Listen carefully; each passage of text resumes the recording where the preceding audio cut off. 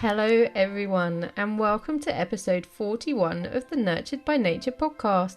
Today, I'm delighted to be joined in conversation by Leah, author of the recently released book Earth and Soul, Reconnecting Amid Climate Chaos. In Leah, I found a true kindred spirit, someone who has a deep love, respect, and friendship for Mother Earth and all the beings we share our world with, and a particular fondness for the tree folk. Her beautiful book is a signpost to hope for all of us that emerged as she herself grappled with the question, how do those of us who care about the earth live in these times? How do we navigate our collective grief and sorrow without being consumed and losing our way? Leah provides a narrative of gentle remembering, of not turning away from our dear friend Mother Earth during her suffering, but of coming together to bear witness with open hearts, to hold each other as we move through these difficult edge times, finding ways to keep going through the uncertainty, to take each step slowly and pause as we actively help to write a different story of a more positive future for all beings.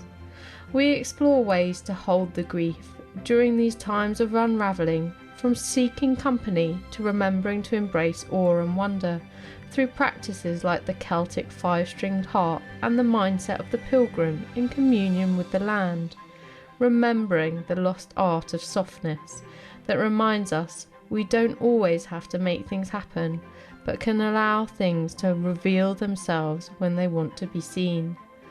Leah encourages us to value these edge or threshold times, to find sanctuary in this discernment of cultivating deep listening as we remember that a different relationship with nature is possible, so we can pick up the threads and help to weave a new vision for the earth. Welcome, Leah, and thank you so much for joining us today on this episode of the Nurtured by Nature podcast. I'm really looking forward to having this conversation with you, having read your lovely book, Earth and Soul, Reconnecting Amid Climate Chaos. So just absolutely resonated with so much that you talked about in there. But to get us started, I always ask my guests just to share a little bit about their nature story, which is just a fun way to get us started, and it can just be interpreted any way you like, some fond memories of nature or what nature's meant to you through your life. So if there's anything you'd like to share to get us started, that'd be lovely. Well, I love the question. Thank you for that, Fiona. And thank you for having me. I'm really looking forward to the opportunity to connect together and to share some mutual stories, maybe. Yeah. So I think, I was nurtured by nature. I grew up in a home in the middle of the country, basically. Some people would say in the middle of nowhere.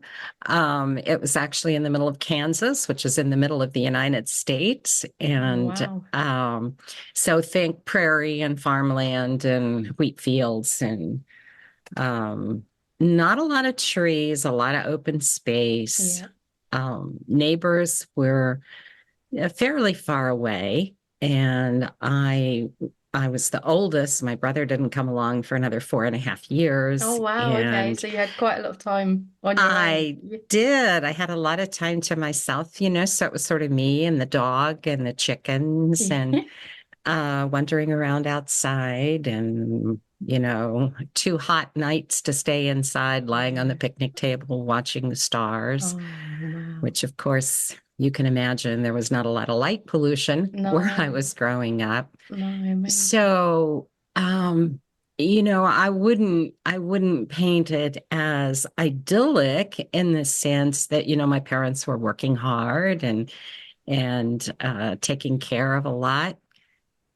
And yet, in terms of feeling connected, I feel like I was outdoors all the time. Yeah. The home was small and we were out in the playground. Yeah, it totally was. We were in the garden or, doing something outside, it seemed all the time. So, even the laundry, there was a wash house. So my mom would have to go out to the wash house to do Yeah. laundry, and clothes were hung on the line to dry. Yeah. So I had a lot of that growing up in the living world around me. And then even when we moved to a town, when I was in like fifth grade, it was a very small town. And kids were still playing outside, and there was a lot of, trees and bugs and rabbits and squirrels and all of that. But I will say then, when some years after I grew up, my husband and I moved around a lot, and a lot of our time was spent in cities. Yeah. We lived in Australia for a while, Oh, in the wow. Sydney area. We lived in New York City. We lived in Oh, wow. Washington, Oh, my D.C. goodness. We've lived, Really we've big lived in, cities. yeah, Yeah. big Yeah. places where you could go to Central Park, or, there were certainly places you could go to get outside, but you needed to make that deliberate Yeah. because when I was working a lot, I was in the corporate world. And so it was, go down the stairs, get into your car that's in your garage, drive to work, park in the garage, go up the elevator. I could spend a considerable amount of time without being outside. Yeah. And Yeah. so I really miss that when I left the last sort of 9 to 5-ish job. None of them ever really 9 to 5, but Yeah. when I left when I left that world, one of the things we did was move out to a little farm for a few years before we moved into this co-housing community that is uh, in a really small town, and we're surrounded by woods and trails, so Yeah. on. So it took me, I started in nature and felt like I had these deep roots that I've always loved and cared about, and, wanted to be around trees and flowers that bloom in the spring. Yeah. But a lot of time, in the indoors before I made my way back to Yeah. feeling I think that's like I was quite a reconnecting. Yeah. common thing for people, isn't it? And Mm, I think it's lovely when you have had that roots in nature as a child that it is something that you can return to with some familiarity. But equally, like you said, it's also something that people you can sometimes when you're in an urban environment you have to make more of an effort, but there is nature there and available to you mhm. to enjoy and connect with, which is what's important, really, isn't it? I think, and it's Right. harder for people in those urban environments to forge that connection, but it is still possible. Well, I think sometimes, at least for me, I was moving so quickly that there were many opportunities that I just didn't take because it was a fast pace. My mind Yeah, was elsewhere, and I wasn't really as conscious as I am now of that real need yeah, to be connected. How much a part of how that not only supports our health and well-being, but it's a yeah, spirit, soul, heart yeah. connection that really matters. Yeah. And then, I mean, I love it. I've loved you've mentioned about your childhood in Kansas because your book has got some lovely tales of your time in childhood. There was a lovely one where you mentioned watching all the storm clouds and Hmm. how it was important because I guess is that the area that you get a lot of tornado. Yeah, Yes, yeah. So it yes. was a time before there was all the alarm systems that Hmm. we have now. So it was really important to sort of be aware of the weather, I guess, as well at that time.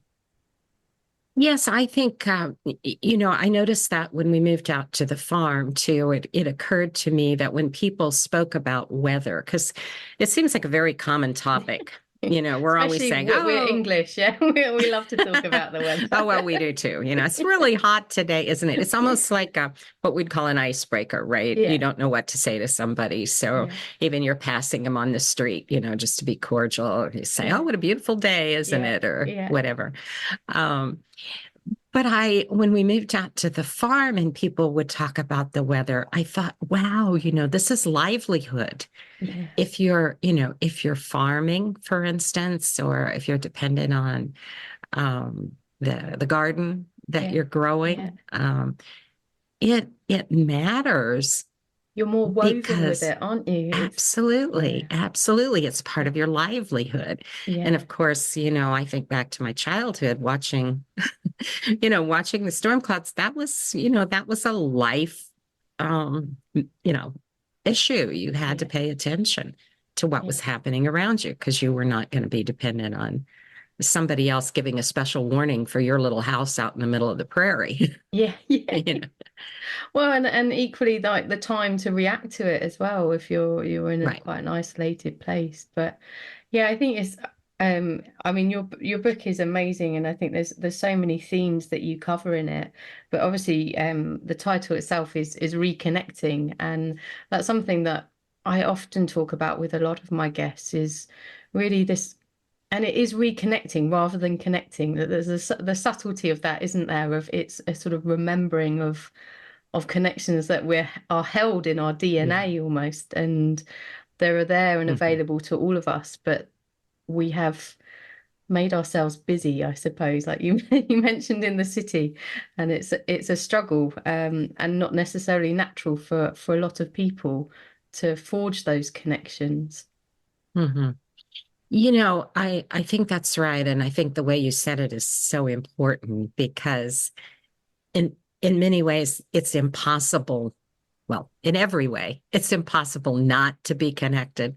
Yeah, It's very possible not to remember yeah, that we are or to act as if we're not. And yet, we know it would be a momentary life if we didn't have the air to breathe, if we didn't have the yeah, water to drink, if we were not, restoring ourselves with the plants that we eat. All yeah, of that is a part of how we are literally connected to this living world. And yet, I do think it's somehow easy to forget. Our culture doesn't often invite us to remember. yeah, Perhaps that's part of it. yeah, And we have kind of embedded values. I'll use that term loosely, embedded values of being separate, of being individual, um, you know, yeah. Our whole human language. centric. I Yeah. was going to say our whole language and society, particularly in well, sort of the westernized Mhm. world, centers around this sort of notion of the hierarchy, doesn't it? With humans at the pinnacle, at the apex, and I mean, you touch on that quite a lot in your book as well of the notion that like nature, how we came to see nature as a resource, basically, and therefore it enabled us to sort of pillage it, and Mhm. Mhm. and also you almost Yeah. had to disconnect it from it to be able to use it in that way, really. Well, I think that's right. I mean, this is where indigenous and land-based peoples have so much to teach us about how Yeah, you could receive the gifts, yeah, to use the way that Robin Wall Kimmerer writing Sweetgrass, the way that she talks about it. And by the way, she's a real hero of mine. yeah, I could read that book a dozen more times, and I think yeah. I've I already love read it that four book. or It's five. So amazing. Yeah, yeah, yeah, really. there's always something new to be learned from it. But I think that's so instructive to think about how you can accept the gifts of the natural world. Yeah, And that is a very different mindset, a different heart way of thinking yeah, than to own or to take yeah, um, what you want, but rather to see it as a gift and accept it, and then know that there's an obligation because you've accepted that gift to engage in reciprocity, to return gifts as well. yeah. And it creates that relationship. I was talking the other day because my husband and I had just watched a documentary about the American bison, the buffalo, Oh, yeah. Okay.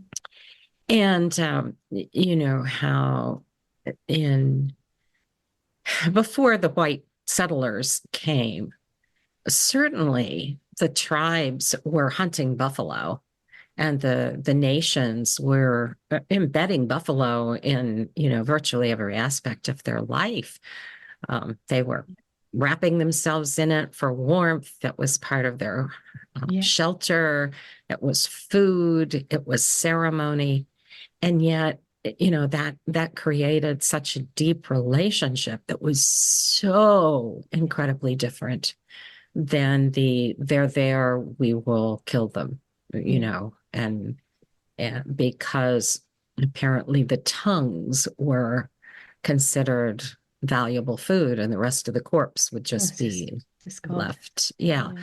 So it's, that is, I think, important for us to know.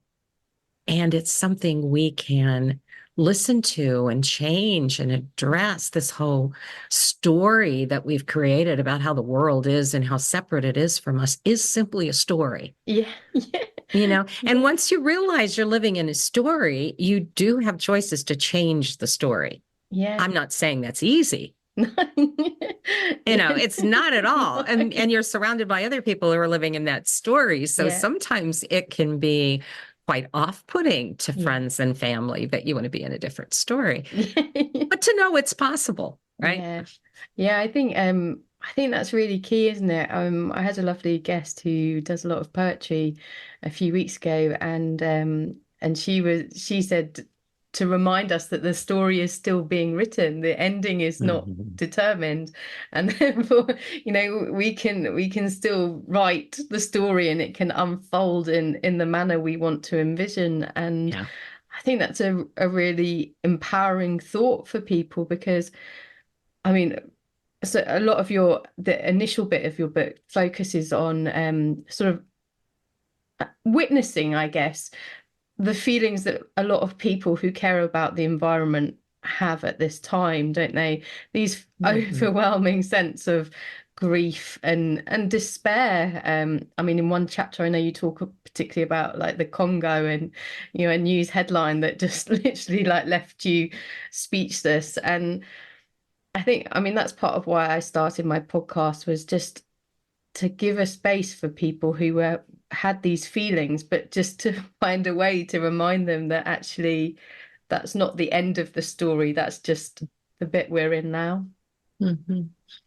Yeah, I think that's so important, Fiona. It's not the end of the story, and yet it is an important chapter. Yeah, So to try to tear that out of the book, yeah, or to take that stanza out of the poem, or to just want to run and hide or look yeah, away. I understand the longing for that. I mean, yeah. there's some really tough pain and loss that we face into when we really pay attention It's to a what's heavy burden, happening. isn't it? Yeah. Yeah, Yeah, it is. It yeah, is.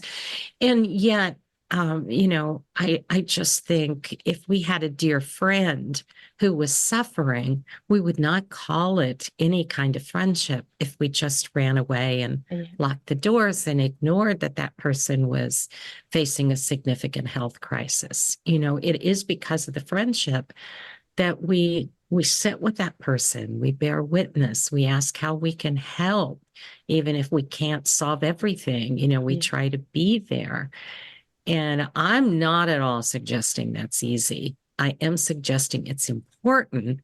And I think it's an important part of our spiritual work, yeah, that we break open our hearts, as Joanna Macy often uses yeah, that term. We break open our hearts, and then that heart can hold more, can hold the grief and also, the beauty and the love and the delight and the joy that's also there because yeah.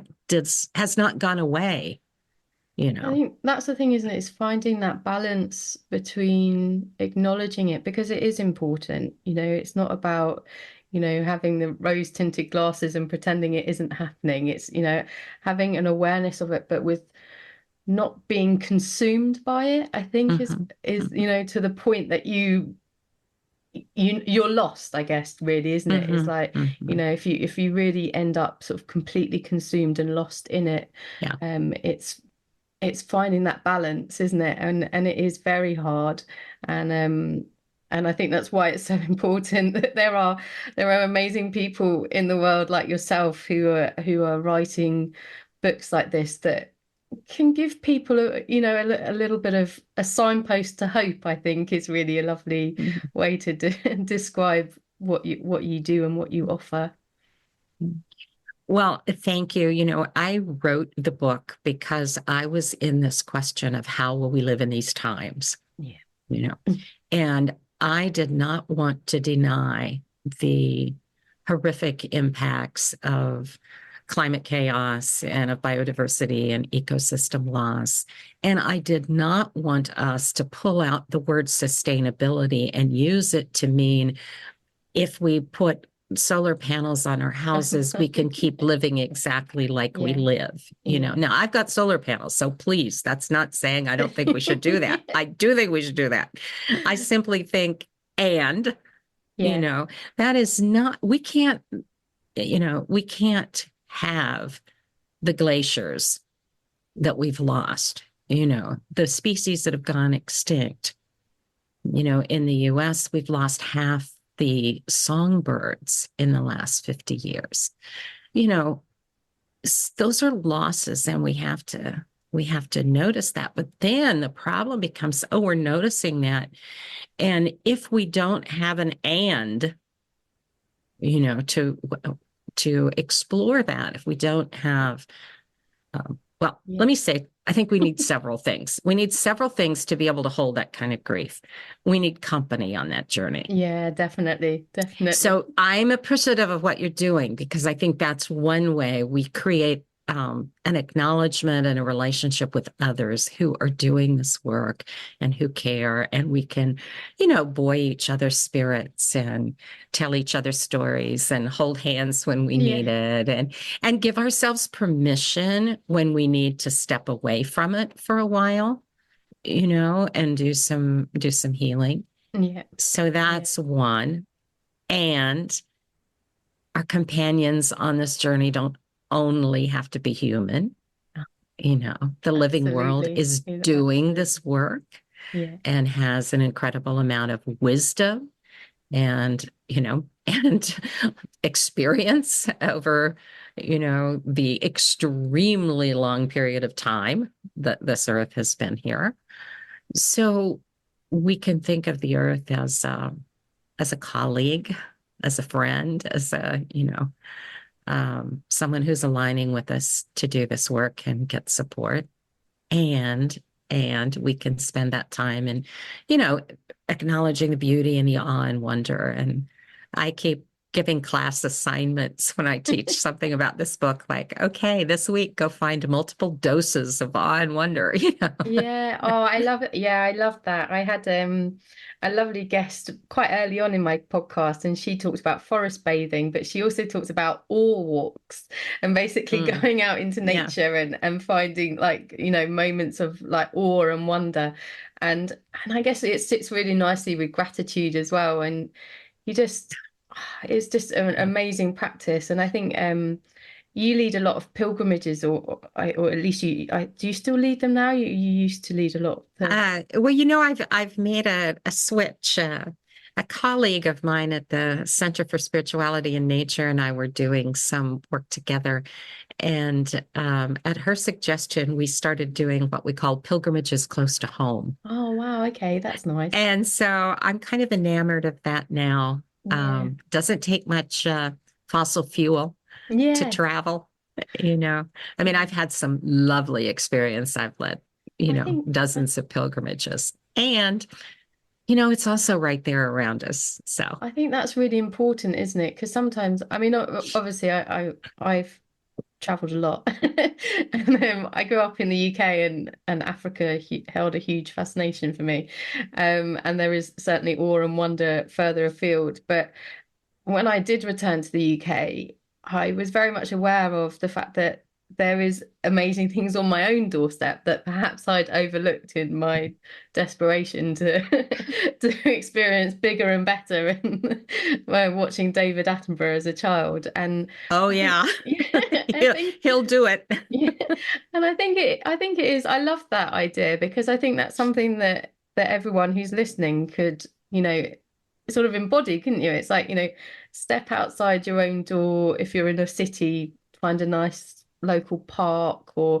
if you've got a garden, or just the area around you, and have your own little pilgrimage, and sort of treat it in that sort of spiritual way. It's just, Yeah. yeah, it's fantastic. Oh, Yeah. Yeah, I think we need to be reminded sometimes of that. I too love to travel. And so I do acknowledge, and I acknowledge in the book stories of many of the places that I've been that really, really spoke to me and opened my heart and deepened my yeah, connection.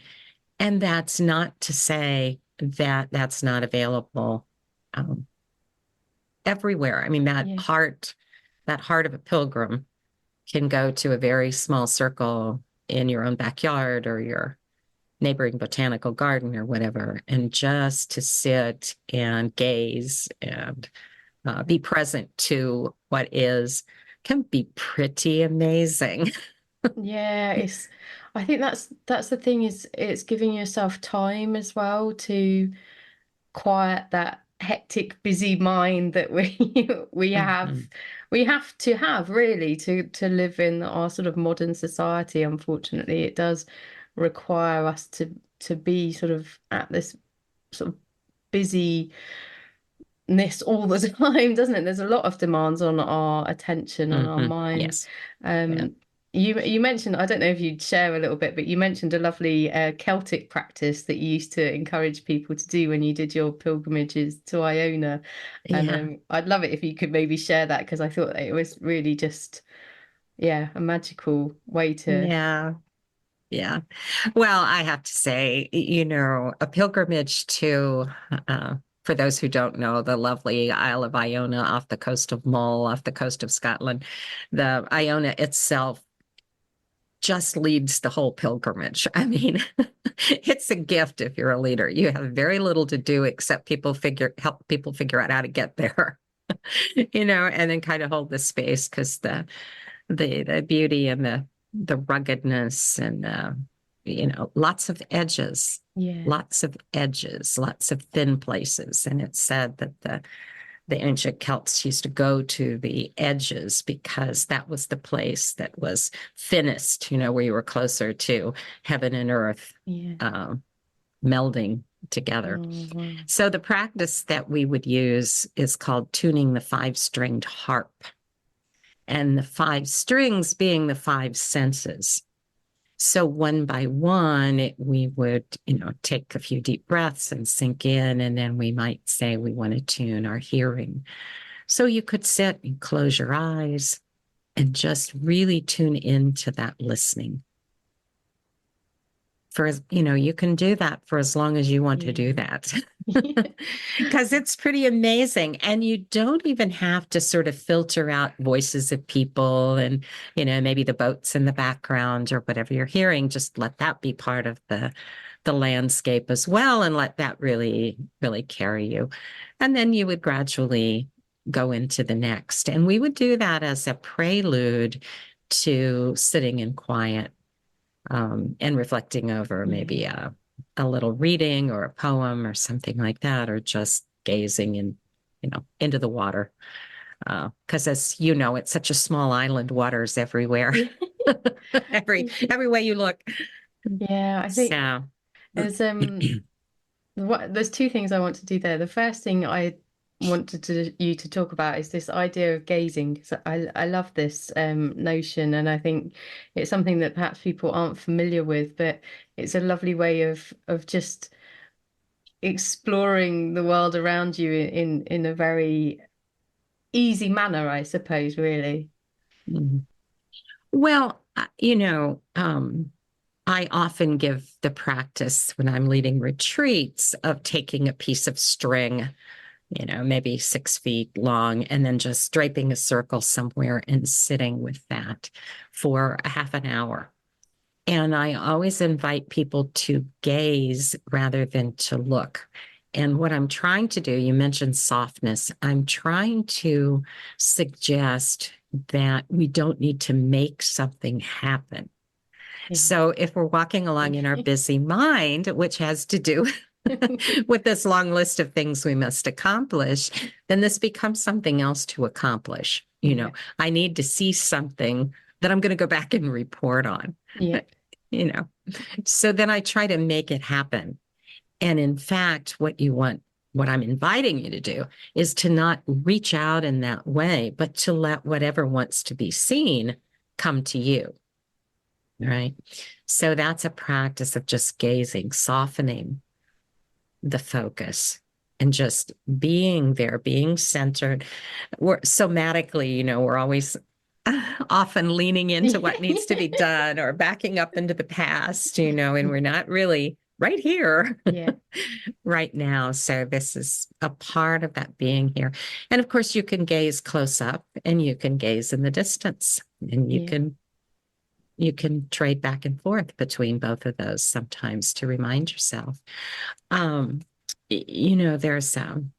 There's also a wonderful practice. And I'm trying to remember the author's name, and it'll come to me later. But she suggests the idea of receiving a picture rather than taking a picture. Okay. So sometimes I've invited people to do that too. Yeah. When you go out, if you think about, I've got to take a picture, and then that goes into that, is this one good enough? And I went better. And then I post it on my Facebook and Instagram or wherever, what wants to be given to us. So maybe there's only 2 pictures a day that actually come to you and ask to be received. Yeah. Oh, I love it. These are just ways that we try to break it out of that story is really what we're trying to do. Try to break out of that predominant story of separation and distance, and living from only being logical, rational, and instead opening to other ways of knowing, that's about heart, soul, body, senses.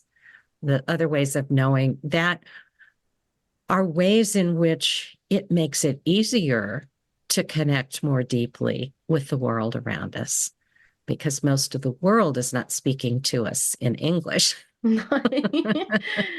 Yeah, I love that. I think, and it's where you begin to start to sense the beings around you as well. They suddenly, you allow space for them to attract your attention in the myriad ways that they do it.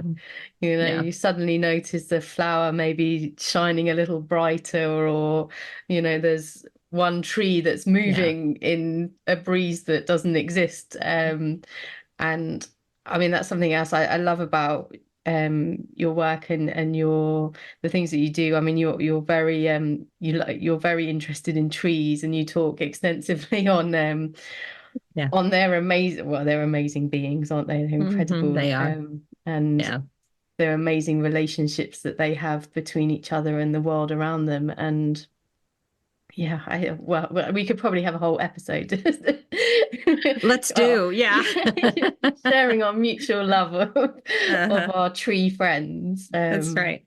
Yeah, but you mentioned when you were talking about Iona, and I just want to come back to this because I think it's an important subject, and that's the edges. And I mean, that's an ecological term as well, sort of ecotones. Exactly. Which perhaps people might not be familiar with. So I don't know if you want to share a little bit about that, but then also talk about why. I mean, you refer as well to the fact that we're in an edge time, and I love that. I think it's a really important concept. Yeah. Well, I just want to loop back and say the name Christine Waltner's Paintner, because she's the one who talked about receiving instead of taking pictures. So I just want to, she's written a number of books, and you may know of her work. So I just want to put a note on that. So ecotones. Yeah. So we think about where 2 ecosystems come together, where the river meets the ocean, perhaps, and then there becomes a delta and marshlands or bogs. And so it's a different a different ecosystem is created, or a forest and prairie where those are coming together. That kind of in-between space is that ecotone.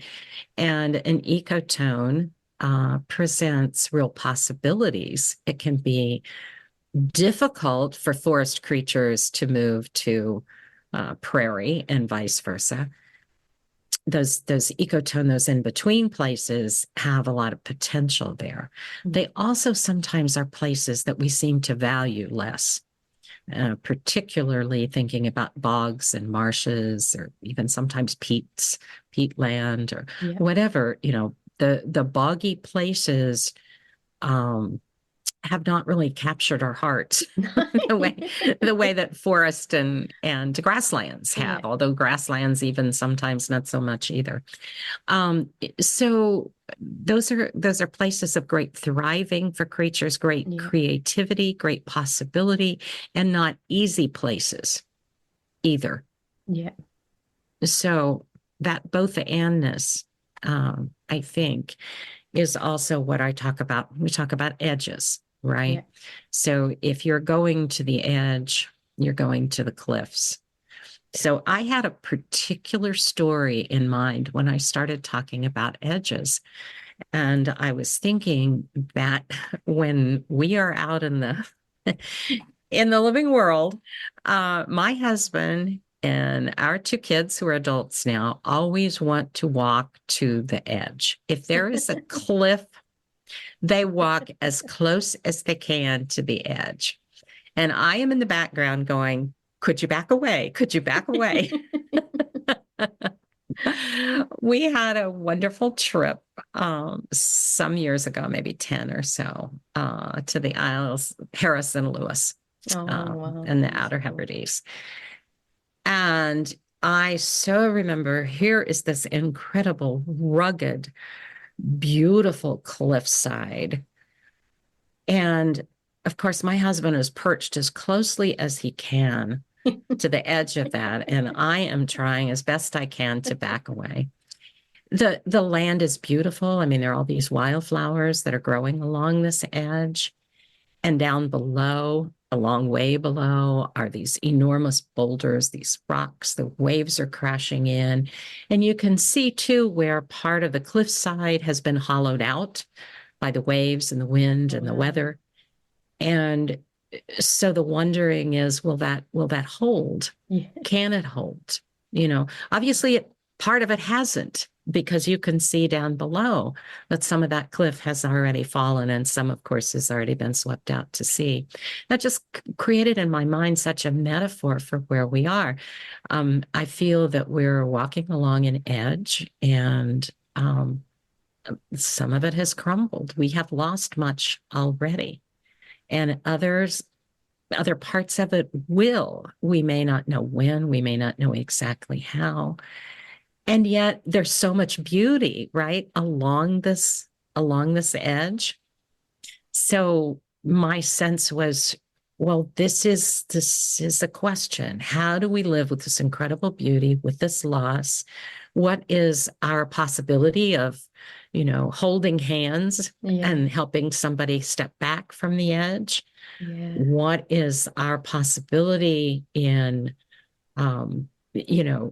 fully and deeply appreciating where we are and living fully alive and not bound in fear? Yeah. By going over. So that's what I'm speaking about when I'm speaking about the edge. You could call it threshold times, standing at the threshold. My understanding is that that is often in the old times when people lived in small cottages. Standing at the threshold is where babies were born. Oh, okay. Because you had the wall. It was the place you had, the door on either side that the woman could hold on to. So it, metaphors abound for us. Yeah. Exactly. What's waiting to be born? Yeah. What's waiting to be born? What am I called to midwife? Yeah. So the edge for me is really poignant, and I appreciate so much when somebody says, what do you mean by edge? um, and in a way it's also vague enough Yeah. that it may mean something different to you, and it may provoke a particular image or a thought or a Yeah. story Well, I think that that's the has important meaning. Yeah. thing with writing, isn't it? Is it has this beautiful way of allowing people to experience it in the way that they can at that time. And I think when you mentioned Robin Kimura's book earlier, and you said you've read it like multiple times, and every time you go back to it, it has something more to offer. And I think that's the beauty of the arts and Mhm. writing and creators in how that they can help really in this time bring forward these messages in a way that is accessible to people as well. I think in a way that has can have softness if it's needed, but also, can crack people open as well. Mhm. Yeah. Yeah, it's I you do mention in your book as well that about we have I think is it there's three choices basically for how things could unfold, and Yeah. one is business as usual. I think the other one is unraveling. Is that right? Unraveling. And then the third is, which is what your focus is on. And really my own Mhm. focus with this podcast is it called The Great Turning? Mhm. Yeah. Mhm. Yeah. And I think, and that's very much aligned with your notion of edge, isn't it? And the fact that, Yeah. we are seeing this unraveling, which is the beautiful analogy that your book starts with the old Yeah. lady weaving the threads of Mhm. the world, Mhm. which Right. I just Yeah.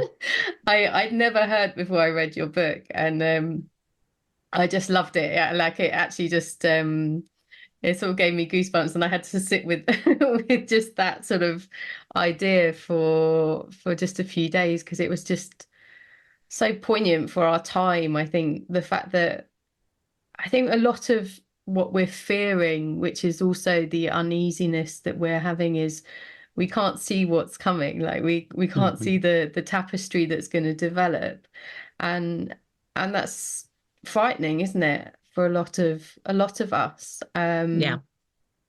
And but I don't, well, do you want to talk a little bit more about the Great Turning and how that can provide us with hope to move through these Yeah. times? Yeah. Well, let's give credit to Joanna Macy. Those are her terms, and she's such a wonderful, wise elder in this work, and she's been talking about this for decades. Yeah, So I just want to acknowledge that incredible wisdom that she brings to it.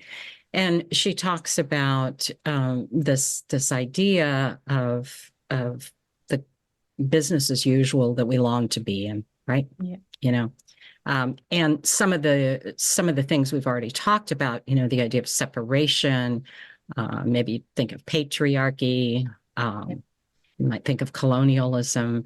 All of those are part of the fabric of business as usual in the predominant Western culture. yeah, Um, that exists, and it's hard for us to think about living business as usual because it would require a lot of change for us. yeah, I like my home. yeah, I like air conditioning. yeah, you know So we cling to that. And then the great unraveling is what we talk about when we talk about the losses that we're yeah, facing, what we can't keep doing. And then finally, the great turning is, can we make this turn to a story that has more vibrancy and more life giving and more well being for everyone? And how do we hold all of that is a real question. yeah. Yeah, it is I think it's the greatest question of our time, really, isn't it? Is how we can hold this space at this time with an awareness of everything that has happened, everything that is still happening, but then find I guess almost courage, really, isn't it? Together to vision actually that we can turn, that we can grab hold of the steering wheel and say, actually, we can make a redirection in the Hmm. way society is headed. Well, and I think it's a lot of little turns. I don't think the story is yet written to tell us exactly what that turning will look like. Yeah. And, most of us, myself included, are not very happy with uncertainty. We really want to know, like, okay, paint a picture for me of where we're going. I want to know exactly what it's going to look like. We're kind of on this threshold that we're on these edge times, whatever metaphor you think. We don't know yet. We don't know what that unfolding will be. And so standing here in this time of lack of clarity, this is where I keep thinking, well, I know that you can do something that your heart is calling you to do. I know that you have this contribution of weaving together people and inviting them to share their stories. And that's a gift to the world. And my deepest hope is that at least some little piece of what I'm writing now or in the future will be another gift. And if we Yeah. all make our gifts, then I think that those are, seeds that we're trying to plant. I'm very clear that if I plant a tree today, I will not live to see that become a giant oak. Yeah. Yeah. So we are planting for the future, and we are counting on leaving our stories and our seeds and our songs and our poems for people in the future to take and cultivate and further that story in ways we can't imagine right Yeah. now, in ways beyond our knowing. And in part, it's not just people, because we're also, I think, counting deeply on the animacy, the wisdom, the amazing capacity and resilience of nature to do her part as Yeah. well, Yeah. because I think she's got some surprises we haven't yet figured out. So this Yeah. is where, I'm preaching a little bit here, but we go in with our mighty wisdom about how everything should Yeah. be done, and I know exactly what needs to happen in this forest. Yeah. Um, you know, we we've made some horrible mistakes that way. Yeah. I think it's we do sometimes we have a little bit of arrogance with A our little bit, little yeah.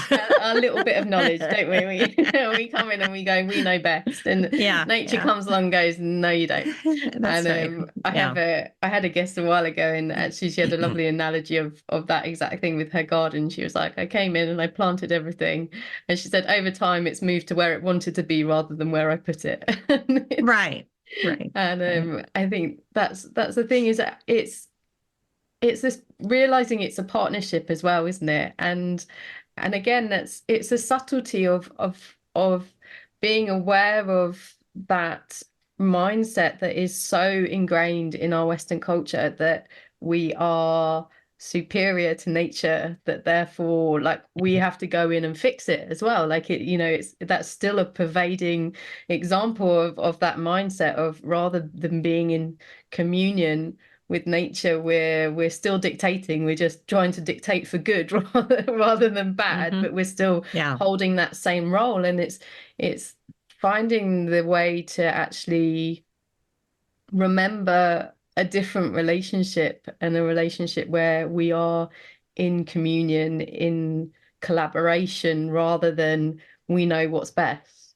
Yeah. Yeah. It's so true. I write a whole bit, and I mean, you could do a whole book about good intentions Yeah, gone wrong, yeah, you yeah, know. yeah. Um, Yeah, so It is, I mean, it is hard as a lovely, I think it's Mary Angelou had a lovely quote that was like, you do the best you can until you know better. And then when you know better, you do better. And I Mhm. think, there is we do have to have some grace with ourselves, don't you? That we are, like you said, there's no blueprint for this. There's no picture that we're following. We're just sort of going on faith and taking the steps we can and doing the best we can. Yeah. Yeah. Well, Yeah. so I talk a little bit about the concept of discernment, because to me, this is what we're invited to do. And discernment is based in deep listening, right? For what is being invited to happen. And I think that's the conversation that we're having with our gardens or with our local woods or the sea around us. What is it? What's being invited? And then we do the best we can, as you're saying, and it's not easy to always know and hear. So we take a step in that direction. And then we pause and say, how's this? How's this going? The challenge sometimes is we take a step in that direction and we think, oh, so I know what the end product should be, right? Yeah. And Yeah. so we just keep running in that direction without watching and listening and getting that kind of feedback at each of the steps. And I can admit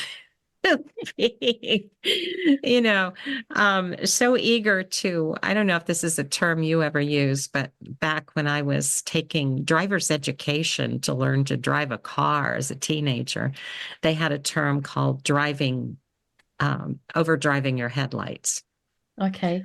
which would mean if you were in the fog or in the dark, you shouldn't be driving so fast that you couldn't stop In the if space that something you can see. Yeah. exactly in the Yeah. space that you can see. And Yeah. so fog is such a great example of that. And I always want to see beyond the fog. Yeah. I can feel my eyes getting tired when I'm driving in the fog Yeah. because they're trying so hard to focus. Yeah. Yeah. And I think I'm doing that metaphorically as well. Where is this going to go? It's back to Yeah. that, what we were talking about just a little bit earlier, that desire to know more Yeah. than we'll ever know. Yeah. It's a really difficult emotion. I think that's the best description of it for us humans to sit in, isn't it? Is this space of uncertainty because it doesn't feel safe, and that leads to a lot of Mhm. the fear and Yeah. anxiety that um, a lot of us are experiencing at this time. But yeah, I think it comes back to then this idea of actually the indigenous ways of realizing that you're not in this alone as well. And I think that's the important thing, isn't it? Is Mhm. realizing that, we are co-creating with everything around us, the weather, the land, the soil, the trees, the plants, the animals, the birds, everything. And yeah, we all have a part to play in it, and I think that's important as well, isn't it? Because I think there are sometimes dialogues where people think that humans humans shouldn't be here, but actually Right. it's not Right. that we're intrinsically bad or flawed. It's just we need to remember and reconnect. Mhm. Yeah. And there are so many ways that we know people have been able to live in kinship Yeah, and in harmony. It's the word I was looking for with the land. I was just thinking that in your art, you must also feel that that is a co-creation. yeah. It's not. I I I'm wondering if that's true, but I'm just guessing that you're not. Well, this is Fiona's work. This Yeah. is like a collaboration with the subject.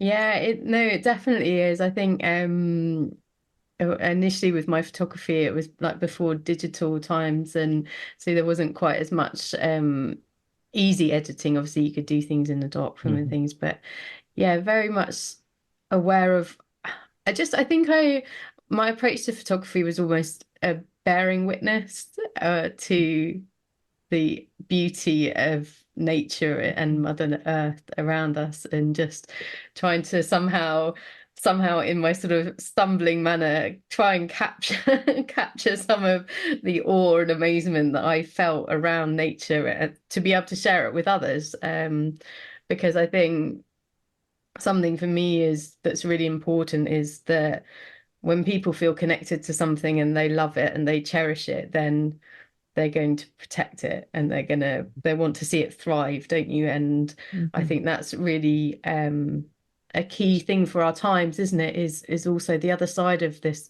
helping people to reconnect to nature, is deepening a different type of relationship with it, where it's valued not for what it can do for us, but just being being there, Mhm. really, Mhm. really. Yeah. Here, here. Yeah, Yeah. yeah. Yeah. I totally agree with that. Yeah. Um, I think that's, I think the work you do is a beautiful example of, I use the word subject, and that's not even the right word, is it? Because it's not a subject object. Yeah, it's so hard, isn't it? It's Our a different language just terms, doesn't, isn't it? Yeah. yeah. Yeah. Our language just doesn't have our language falls short, should I say, at times of being able to really sort of encompass the ideas and the knowledge. Hmm. And I think it's something you touch on as well, is this idea of communion. And it's deeper than words, isn't it? It's this opening of the heart. And you mentioned it earlier, just different ways of experiencing the world around us. Um, and I think that's really well, there's so many takeaways from your book, and I would just absolutely encourage everyone to go and get a copy of your book, Ah, to thank you. read it, Yeah. because it really is a lovely companion. I think it feels nurturing to be to realize that you're not alone in the feelings that you're having. I think that's a big thing. And that's part of what I'm doing here with this podcast as well, is, feeling that sense of, actually, I don't have to carry this burden alone, but then also, lovely ideas and wisdom of how people can move through the feelings as well, rather than feeling consumed and lost and stuck in them. Yeah. Well, it's exactly why I wrote the book, is because this is the conversation that I want to be in. It feels like the kind of conversation that we're having and that we get to have with other people is exactly what we need to be doing now, because I think we're all trying to figure out our best role and the way we might live with purpose and vibrancy and still be deeply aware and collaborating with um, hopes for healing, Yeah. and renewal. So in writing the book, it was a good practice, because I kept finding things I'm like, oh, I don't know. What do I really think? Yeah. Some of where I came to be, I had to write my way there. Yeah. I would be sitting at my laptop and I would say, I don't know. I don't know. And I would walk away and I would read and I would write in my journal and I would wander in the woods and I would try again and I'd have to walk away. And I still think it's not, in many ways, like everything we do, it's not a finished product. It's still questions Yeah. that are worth wrestling with and learning more about. And Yeah. that only happens when we do it together, Yeah, I think really. I think that's I think I was talking to someone the other day, and we were saying, like, I think it's education that makes us a little bit afraid to, and by education I mean the school system, to ask questions that we don't know the Mhm. answers to, because you obviously get judged on whether you can answer the question versus whether you can ask the Yeah. question. And I think, really, I love that idea that you've just shared, that actually, sometimes we need to ask the questions that we don't actually have the answers to, and we need to sit in the question and make space for the wisdom, or it might not even be an answer. It might just be a first step rather than Right. actually an answer to come forward to us. Right. um and then and realize that it's always there's always going to be an unfolding. There's the story is still being written, and Hmm. um we have to find a way to do things now, but be comfortable with the fact that we can't see beyond the fog at the moment, but, Yeah. but we can take that first step. Um, Well, yeah. that's exactly why the book begins with the story of the old woman in the cave who is weaving the world. And do you mind if I just tell a quick Yeah, no, rendition of please it? do. Yeah, That would be yeah. lovely. So it's told by many native nations in times of great difficulty and uncertainty. And Michael Meade, in his book, has retold the story of an old woman who sits in a cave weaving the world. And she is weaving this beautiful tapestry. Um, and she also has the task to stir the pot at the back of the cave that contains all of the seeds and elements of the world. And she has to keep stirring that because if she doesn't, they might burn, and who knows what havoc That might could come go. from that. So the woman sits and weaves, and at her feet lies an old black dog. When she gets up and walks very slowly, because she's very old, to the back of the cave to stir the pot, the dog gets up and begins to pick with his teeth at the threads of the tapestry. And he pulls and he tugs and he chews until all of the tapestry lies fallen apart, unraveled on the floor of the cave. And the old woman makes her way back and sees this destruction of this beautiful weaving that was wrought by the dog. And so she stands, and then she sits, and she looks, and she thinks. And then slowly she begins to pick up a thread and another thread and begins to reweave. And so that story, I'm not going to tell you what it means because we don't know what it means, right? That to me is Yeah. a story that we live into, Yeah. and we live into it differently, different times and at different places. But I'm teaching a class right now for our lifelong learning program at our university. And my question is, so where are you this week?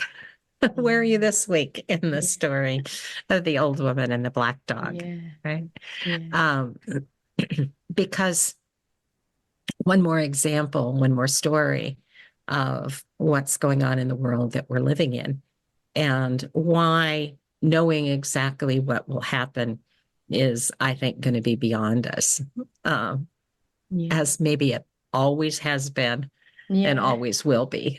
Yeah, yeah, and oh, I love that. I loved it when I read it, and Yeah. just hearing you speak it is even better. And I think that's probably a lovely place for us to round up, is just to leave people with that beautiful vision and thinking, where are we in the story, and how they can interpret it, and what it would mean to their own lives and their relationship with nature.